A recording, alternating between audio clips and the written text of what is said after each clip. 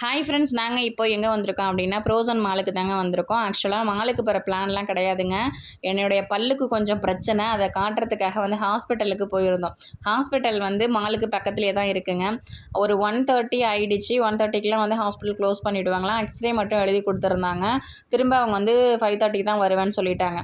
அதனால் எக்ஸ்ரே எடுத்துகிட்டு சாப்பிட்டுட்டு ரிட்டன் வீட்டுக்கு வரலாம் அப்படின்னாலுமே வந்து வர்றதுக்கும் போகிறதுக்கும் 1.5 மணி நேரம் ஆகும். அந்த டயத்தில் இங்கேயே ஸ்பெண்ட் பண்ணிடலாம் அப்படின்னு சொல்லிட்டு எங்கேயாவது போகலான்ட்டு அப்புறமா சரி மாலுக்கு போயிட்டு வந்துடலாம் அப்படின்னு சொல்லிட்டு மாலுக்கு வந்தோங்க.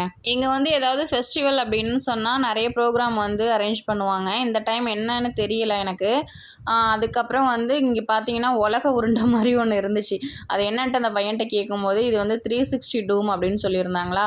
எவ்வளோ அப்படின்னு கேட்கும்போது ஒரு ஆளுக்கு 120 ரூபா. நாங்கள் 120 ரூபாயா ஒரு ஆளுக்கு அப்படின்ட்டு வேண்டாம் வேணாம் அப்படின்னு சொல்லிட்டேன். ஏன்னா இல்லை எங்கள் மாமா என்னதான் இருக்குன்ட்டு பார்க்கலாம் நல்லாயிருக்கும் அப்படின்னு சொல்லிட்டு உள்ளே அழைச்சிட்டு போனாங்க.